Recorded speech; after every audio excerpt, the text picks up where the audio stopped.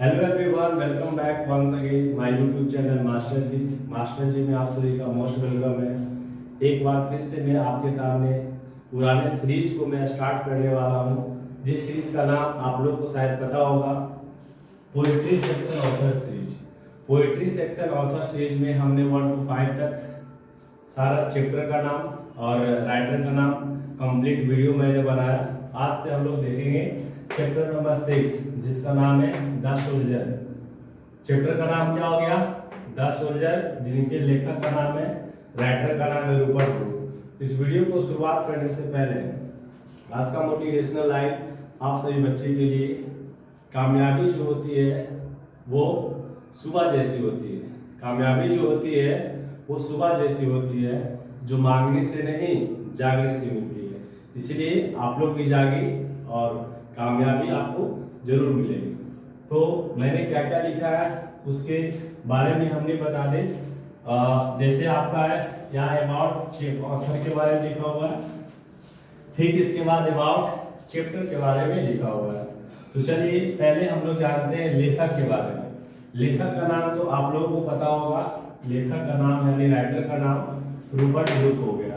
अब यहाँ से जानते हैं नेम राइटर का रूपर्ट ब्रूक, जिनका बर्थ जो हुआ था, जन्म जो हुआ था 3 अगस्त 1887। जन्म कब हुआ था?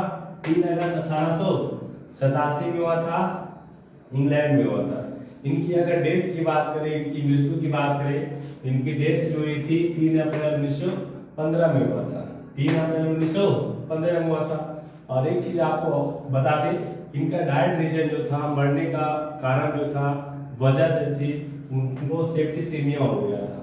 सेप्टिसीमिया का मतलब होता है ब्लड पॉइजनिंग, यानी खून में जहर फैल जाना, जिनकी वजह से उनकी डेथ हो गई। आगे हम लोग देखते हैं इनका लाइफ स्पेन की बात करें। लाइफ स्पेन होता है जीवन काल, यानी वो कितने साल तक जीवित रहे। तो देखा जाए 48 ईयर्स, यानी सबसे कम एज में इनकी क्या हो गई थी?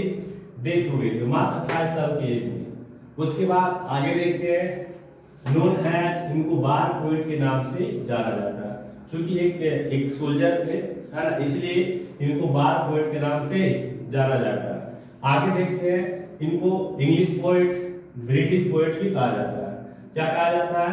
इंग्लिश पोएट भी और ब्रिटिश पोएट भी। आगे हम लोग देखते हैं his father the house master of rugby school, यानी रूपर्ट ब्रूक के जो फादर थे वो हाउस मास्टर थे। हाउस मास्टर उसे कहते हैं जो कोई हॉस्टल में जितने भी सारे जो बच्चे होते हैं उसको टेक केयर, मतलब देखभाल करना, ठीक है, तो उसी को कहा जाता है क्या? House master. यानी वो रग्बी स्कूल के क्या थे? हाउस मास्टर थे। आगे हम आपको बता दें कि एक राइटर है W.B. येट्स, जिनका पूरा नाम होता है विलियम बटलर येट्स। उनके द्वारा कुछ बात कही गई थी रूपर्ट ब्रूक को। क्या बात उन्होंने कहा? W.B. येट्स को आप देखिए, समझिए। The handsomest young man England, the handsomest young man England जो कहा जाता है वो रूपर्ट ब्रूक को कहा जाता है, ठीक है। हालांकि यहाँ पर ग्रामेटिकल फॉर्म अगर देखें तो ग्रामेटिकल फॉर्म में ही the handsomest young man England कहना बिल्कुल गलत होगा। हैंडसमेस्ट की जगह पे आप लिख सकते हैं मोस्ट हैंडसम। क्या बोल सकते हैं? The most handsome young man in England. लेकिन इनका लिखने का स्टाइल था, तो कोई बात नहीं है। आगे हम लोग देखते हैं यहाँ पर, हाँ देखिए, he got his primary education at his father's school, यानी रूपर्ट ब्रूक का जो प्रारंभिक जो इनिशियल एजुकेशन हुआ था, प्रारंभिक जो एजुकेशन हुआ था वो अपने पिताजी के स्कूल में हुआ था। फादर्स स्कूल यानी पिताजी के स्कूल में हुआ था। फिर आगे देखते हैं then at King's School of Cambridge, उसके ठीक बाद, है ना, कैम्ब्रिज स्कूल में उन्होंने क्या किया? ज्वाइन किया। चलिए, ये रहा आपका अबाउट ऑथर के बारे में। उसके ठीक बाद हम लोग देखने वाले अबाउट चैप्टर। तो आपको पता होगा कि चैप्टर का नाम पता होगा आप लोगों को। चैप्टर का नाम हो गया आपका द सोल्जर। चैप्टर का नाम क्या हो गया? The soldier. आगे देखते हैं, ये जो आप टाइप देख रहे हो बहुत ही ज्यादा वीवी है ये क्वेश्चन, क्योंकि जितने भी सारे प्रोज का सेक्शन है, पोएट्री का सेक्शन होता है, उसमें टाइप आपको जानना जो बहुत जरूरी होता है, क्योंकि टाइप से रिलेटेड आपका क्वेश्चन भी आ सकता है, या समरी वगैरह आप लिखोगे उसमें भी आ सकता है।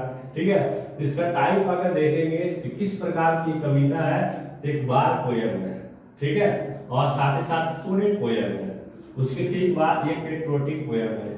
यानी इतने पोयम के नाम से ये कविता, ये चैप्टर जाना जाता है। बार पोयम के नाम से जाना जाता है, सोनेट पोयम के नाम से जाना जाता है, और पेट्रोटिक पोयम के नाम से जाना जाता है। आगे हम आपको बता दें कि इस लाइन में अगर टोटल लाइंस की अगर बात करें कि इसमें कितने लाइन है कविता में, तो आपको पता होगा कि इसमें 14 लाइन है। कितना लाइन है भाई? 14 लाइन है। और 14 लाइन वाले कविता को कहा जाता है सोनेट। 14 लाइन वाले कविता को कहा जाता है सोनेट। आप बुक उलट कर देखना, ठीक है, इसमें आपको मात्र 14 लाइन मिलेगा। उसके बाद आगे हम आपको बता दें रिटेन ड्यूरिंग, यानी ये जो कविता लिखी गई थी फर्स्ट वर्ल्ड वॉर की ड्यूरिंग लिखी गई थी। आपको पता होगा कि फर्स्ट वॉर कब हुआ था? 1914 में हुआ था।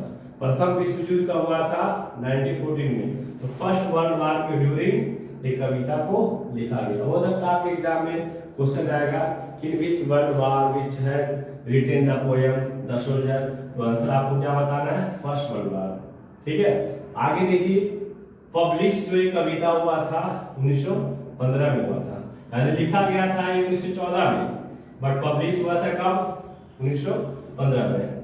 चलिए अगला क्वेश्चन में भी हो सकता है आपको एग्जाम में पूछा जाएगा।